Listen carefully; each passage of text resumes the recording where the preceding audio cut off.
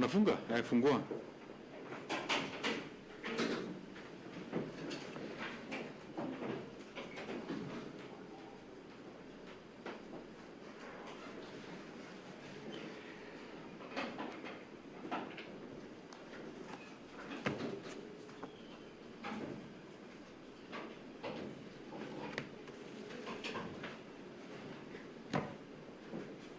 We'll be heading back to that presser as soon as it commences, but we are still right here talking about the challenges that people living with disabilities are facing, because actually, as we said, and as Doctor has said, is that they are facing an additional challenge other than just the COVID-19.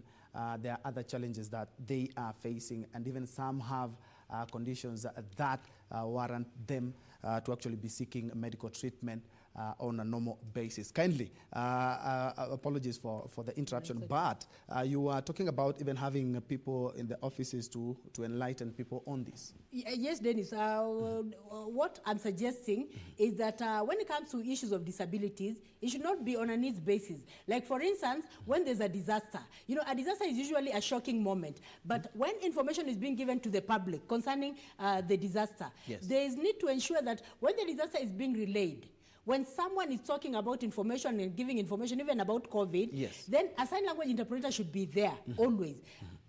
I'm happy because the Kagwe team has a sign language interpreter, yes, but it should also cascade to the counties so that even when county executives are making pronouncements, are giving information, let that dissemination be felt by persons with disabilities. So let counties also employ interpreters on permanent basis. It should not be on a needs basis, because when it comes to information, information is not on a needs basis. So, and apart from and also apart from counties, just a second, apart from counties, I want to put a strong case that all organizations need to have a sign language interpreter, so that if they are talking about disasters in their organization and they're talking to the media, let the sign language interpreter be side by side with whoever is giving information, because information is power only if it is shared and shared appropriately and it is received by those who are supposed to receive. Yes. Indeed, let's head to Ukur Yatani CS for Treasury presser that has just commenced. Particularly now, as the nation is seeking better ways to foster growth and development. Over time, government has formulated numerous policies and programs targeted at bringing about rapid transformation of the economy, which undoubtedly calls for close and regular monitoring to ascertain the impact. Specifically, development initiatives such as the Big Four Agenda, the Vision 2030, and the Sustainable Development Goals require comprehensive data to monitor their progress. Ladies and gentlemen, the Economic Survey Report provides a candid appraisal of the achievements and the challenges, as well as the pursuit for greater developments of our nation and better welfare for our people. These reports will be crucial in formulating policies to tackle poverty and unemployment, among other challenges. The key 2020 Economic Survey findings includes, among others, the global economy recorded a decelerated growth of 2.9% in 2019 compared to 3.5% in 2018. This was the slowest growth post-global financial crisis of 2017-2018. The slower growth was as a result of policy uncertainty, declines in global trade and investment, and slowdown in the labor productivity. I am delighted to note that the economic activity in the domestic economy remained vibrant in 2019, though the performance was slower relative to 2018. The gross domestic product grew by 5.4% in 2019 compared to a growth of 6.3% in 2018. The growth, albeit slower than 2018, was spread across all sectors of the economy, but was more pronounced in service-oriented sectors. The slow growth in 2019 was also reflected in other macroeconomic indicators. The annual inflation increased from 4.7% in 2018 to 5.2% in 2019. The increase in inflation was mainly due to the less favorable weather condition in first half of 2019, though registering gradual improvement over the remaining part of the year, resulting in a drop in food prices and overall inflation. It is important to note that prudent macroeconomic policies and stable Kenya shilling against the major currencies, especially the US dollars, helped in containing the inflation. The current account deficit increased by 10.9% to Kenya shilling 567 billion in 2019 from a deficit of Kenya shilling 511.5 billion in 2018. There was also a slowdown in activities at the Nairobi Security Exchange as the 20-share index dropped from 2,674 points in December 2019 from 2,801 in 2018. Ladies and gentlemen, turning to the sectoral performance, the agriculture, forestry, and fishing sector grew by 3.6% in 2019 compared to 6.0% in 2018. The decelerated growth was occasioned by the extreme weather phenomena characterized by drought during the first half of 2019, followed by high rainfall in the second half of the year that culminated in reduced production of selected crops. The sector, however, benefited from modest increase in production of potatoes, rice, and wheat, as well as significant improved production of drought-resistant crops such as sorghum and millet in 2019. Coffee production went up from 41.4 thousand tons in 2018 to 45,000 tons in 2019. However, tea production decreased by 6.9% to 458.5 thousand tons in 2019 from 493,000 tons in 2018.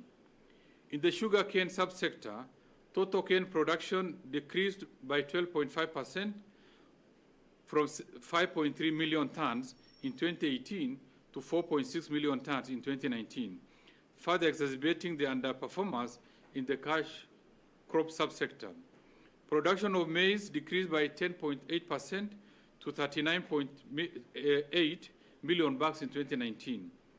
The volume of horticultural export increased by 1.8% from 322.6 thousand tons in 2018 to 328.3 tons in 2019.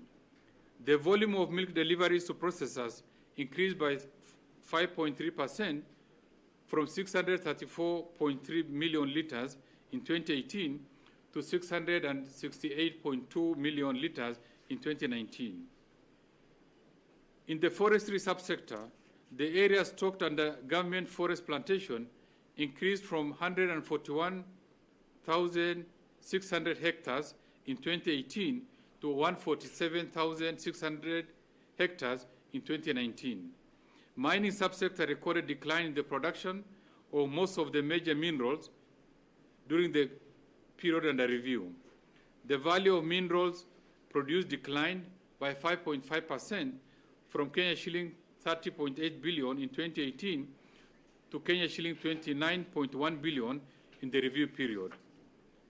Total fish output declined by 0.5% from 146.1 thousand tons in 2018 to 145.3 thousand tons in 2019. This resulted in a 7.8% decline in earnings to Kenya shilling 23.5 billion in 2019 from Kenya shilling 25.5 billion in 2018, following a drop in volume of fish landed. In the manufacturing sector, I hasten to add that the sector slowed down to 3.2% in 2019 compared to a growth of 4.3% in 2018. The growth was attributed to an increase in production of motor vehicles, trailers, plastics, animal and vegetable fats and oils, and pharmaceutical products. Subsectors such as production of wood and wood products, sugar, electrical equipment, and other non-metallic mineral products registered declines during the period under review. Cement production dropped marginally by 1% to 5,962 thousand tons in 2019. Domestic sales by export processing zones enterprises, which include sales to duty-free shops, also doubled during their period under review. However, exports which form the bulk sales by the EPZ enterprises declined by 5.4% from Kenya shilling 72.3 billion in 2018 to Kenya shilling 68.5 billion in 2019. This translated into a marginal reduction in the sales by the EPZ enterprises from Kenya shilling 77.2 billion in 2018 to Kenya shilling 77.1 billion in 2019. Credit advance to enterprises involving manufacturing activities rose by 9.3% to stand at Kenya shilling 366.9 billion in 2019, a further indication of the increased activity in the sector during the period under review.